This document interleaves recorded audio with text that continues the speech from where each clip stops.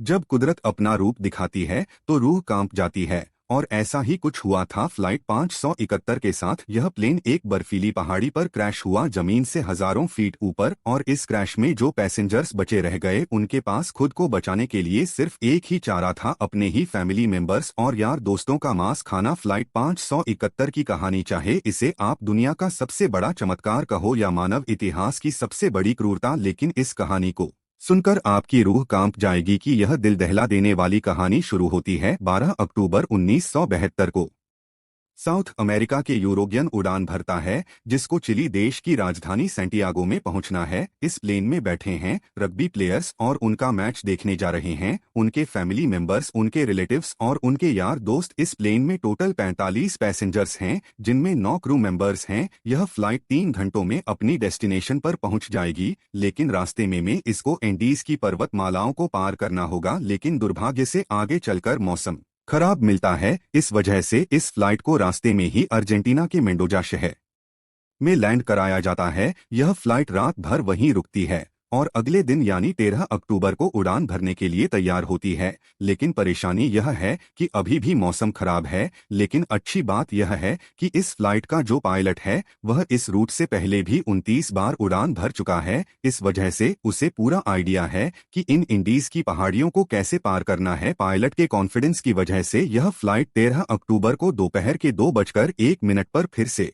उड़ान भरती है। यहां से सैंटियागो पहुंचने में सिर्फ 1 घंटे का रास्ता बचा है और पायलट को पूरा भरोसा है कि 1 घंटे के बाद वह सही सलामत सैंटियागो में पहुंच जाएंगे। यह प्लेन करीब 18,000 फीट के एल्टीट्यूड पर उड़ रहा था और धीरे धीरे एंडीज की पहाड़ियों को पार करता जा रहा था। लेकिन आगे चलकर मौसम और खराब होता गया, जिस वजह से विजिबिलिटी और कम हो गई और पायलट को आगे कुछ भी दिखाई नहीं दे रहा था। अगर मौसम साफ होता तो पायलट आसपास की पहाड़ियों को देखकर आइडिया लगा लेता कि प्लेन कहाँ है। लेकिन इस समय तो पायलट केवल प्लेन के इंस्ट्रूमेंट्स पर ही निर्भर है अब, क्योंकि पायलट को पता था कि वह 1 घंटे में सैंटियागो पहुंच जाएंगे। इसीलिए वह अपनी लोकेशन का रफ आकलन करता रहा और 1 घंटे के बाद जब उसे लगा कि उसने एंडीज की पहाड़ियों को पार कर लिया है तो उसने सैंटियागो एयरपोर्ट पर एटीसी से प्लेन को लैंड कराने की अनुमति मांगी। एटीसी ने पूछा कि क्या आपने एंडीज की पहाड़ियों को पार कर लिया है, तो पायलट ने कहा कि हाँ, उन्होंने एंडीज की पहाड़ियों को पार कर लिया है। एटीसी भी पायलट द्वारा दी गई लोकेशन पर ही निर्भर थी, तो एटीसी ने प्लेन को लैंड कराने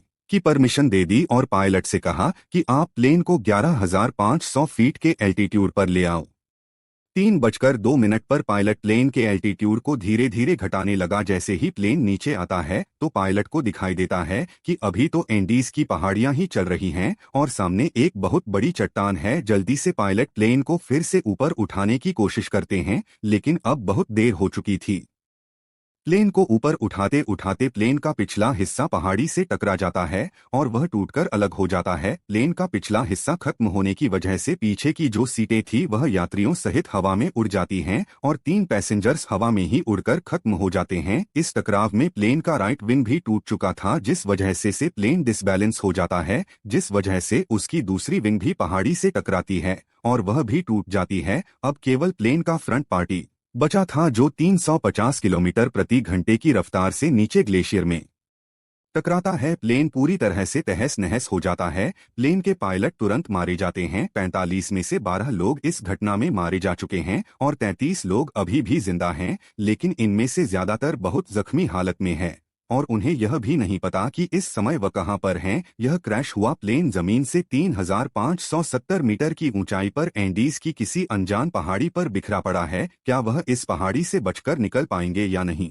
यह कोई नहीं जानता। अभी तक जो हुआ वह तो महज एक छोटा सा ट्रेलर था। इस फ्लाइट की असली कहानी तो अब शुरू होगी। आप कल पना भी नहीं कर सकते कि आगे चलकर इनके साथ क्या होने वाला है। यह वीरान एंडीज की पहाड़ियां अब इन पर कहर बनकर बरसने वाली हैं। इनकी आगे की स्टोरी जानकर आपके रूह तक का जाएगी। घायल हुए पैसेंजर्स में से एक पैसेंजर था नांद पराडो, जिसके सिर में चोट आई थी, जिस वजह से वह कोमा में चला गया। परेशानी यह थी कि जल्द ही सूर्य ढलने वाला था और शाम होने वाली थी। इस वजह से रेस्क्यू टीम के पास उनको ढूंढने के लिए ज्यादा वक्त नहीं था और बाय चांस अंधेरा होने से पहले उनको नहीं बचाया गया तो इस बर्फीली पहाड़ी पर रात गुजारना नामुमकिन होगा, क्योंकि यहाँ का तापमान रात में -3 डिग्री सेल्सियस तक पहुंच जाता है। जल्द ही रेस्क्यू के लिए 4 जहाज रवाना किए गए। इन चारों जहाजों ने एंडीज की पहाड़ियों को खंगाल डाला, लेकिन इन्हें कहीं भी कुछ भी नहीं मिला, क्योंकि प्लेन ऐसी जगह पर क्रैश हुआ था जहां पर सफेद बर्फ और घना कोहरा था और प्लेन भी सफेद रंग का ही था। इस वजह से ऊपर से देखने पर रेस्क्यू टीम को क्रैश साइट का अंदाजा ही नहीं हो पा रहा था। देखते ही देखते रात हो गई और उस दिन रात भर के लिए रेस्क्यू ऑपरेशन को स्थगित कर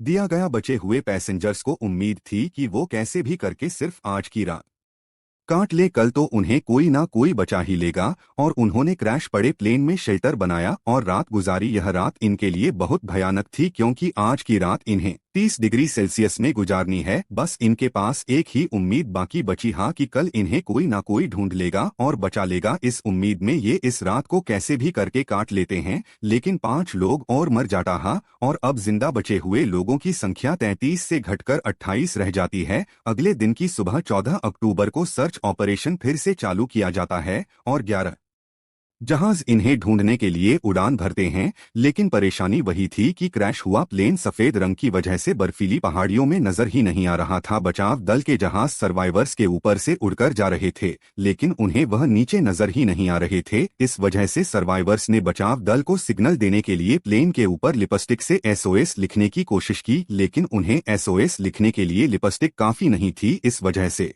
उन्होंने अपने सूटकेसेज से बर्फ पर एक बड़ा सा क्रॉस बना दिया, ताकि वह आसमान से बचाव दल को साफ साफ दिखाई दे सके। उस दिन इनके ऊपर से 3 हवाई जहाज निकल कर गए, लेकिन अफसोस कि किसी ने भी इनको नोटिस नहीं किया और यह दिन भी गुजर जाता है। अगला दिन यानी 15 अक्टूबर, उस दिन भी कुछ ऐसा ही हाल रहता है, लेकिन बचाव दल इन्हें ढूंढने में असमर्थ रहता है। अब इन सर्वाइवर्स को समझ आ चुका था कि यह बहुत बुरे फंस चुके हैं। मदद कब तक आएगी यह कहा नहीं जा सकता। इस वजह से वह प्लेन में मौजूद चीजों से सर्वाइवल की तकनीक बनाने लगे। धूप में बर्फ को पिघलाकर वह बूंद बूंद करके पानी की व्यवस्था तो कर ले रहे थे, लेकिन खाने के लिए उनके पास ज्यादा कोई ऑप्शन नहीं थे। क्रैश के 3 दिन बाद यानी 16 अक्टूबर को नामो पराडो कोमा से जाग उठता है और जैसे ही उसे होश आता है तो उसे पता चलता है कि इस क्रैश में उसकी मां खत्म हो चुकी है और उसकी 19 साल की बहन गंभीर रूप से घायल है। दिन प्रतिदिन गुजरता जा रहा है, मदद मिल नहीं पा रही। प्लेन में जो खाना था वो भी खत्म हो चुका है। सूरज की रोशनी बर्फ से रिफ्लेक्ट होकर इनकी आंखों को डैमेज कर रही है। भूख प्यास और असहनीय ठंडी को सहते सहते अब इन्हें इस पहाड़ी पर 8 दिन गुजर चुके थे। रेस्क्यू प्लेन आते और इनके ऊपर से दिनों के बाद सर्च अभियान को रोक दिया जाता। अक्टूबर के महीने में वहां पर बहुत ज्यादा बर्फ पड़ती है, इस वजह से सर्च अभियान को 2 महीनों के लिए स्थगित कर दिया जाता है। ऑफिशियल को यह लगा कि इन 8 दिनों में सारे यात्री मारे जा चुके होंगे, इस वजह से उनकी मुर्दा बॉडीज को 2 महीने के बाद खोजकर उनके घर वालों को भिजवा दिया जाएगा। इधर सर्वाइवर्स को प्लेन के मलबे में एक रेडियो मिला। जब है इस न्यूज ने सर्वाइवर्स के होश उड़ा दिए।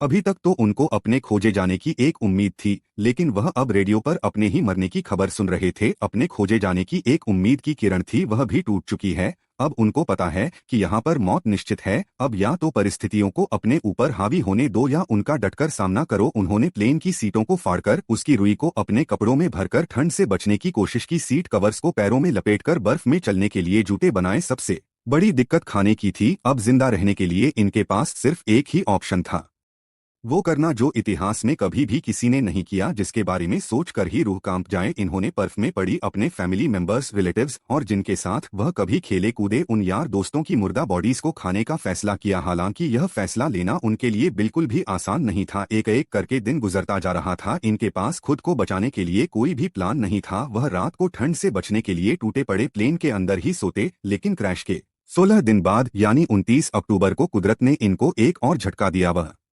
रात में सो रहे थे और अचानक उन्हें पता चलता है कि पहाड़ से बर्फ का एक मोटा हिस्सा टूटकर नीचे गिर रहा है। यह एवलांच इतनी जोर से आया कि भारी मात्रा में मौजूद बर्फ ने उनके था और प्लेन के अंदर भी बर्फ घुस चुकी थी, जिस वजह से उनके लिए ऑक्सीजन की कमी हो गई और दम घुटने की वजह से 8 और लोग अपनी दम तोड़ देते हैं और अब केवल 19 लोग ही जिंदा बचे हैं, लेकिन वह भी बर्फ के नीचे दबे हैं। इस बर्फ से बाहर निकलने में इन लोगों को 3 दिनों का समय लग जाता है। अब इन्हें रियलाइज हो जाता है कि यहाँ रहेंगे थे, इस वजह से वह इस पहाड़ी को पार करने में सक्षम नहीं थे। लेकिन 3 लोग ऐसे थे जो कम चोटिल थे, इस वजह से उन तीनों ने इस पहाड़ी से बाहर निकलकर मदद लाने का फैसला किया। उन्होंने रास्ते के लिए मांस के टुकड़े अपने साथ लिए और उनको ठंड से बचने के लिए सबसे मोटे कपड़े दिए गए और क्रैश के 33 दिनों के बाद यानी 15 नवंबर को यह तीनों लोग मदद ढूंढने के लिए निकल पड़ते हैं। चलते चलते इनको शाम होने लगती है। तभी इनकी नज़र प्लेन के दूसरे टूटे हुए हिस्से पर पड़ती है।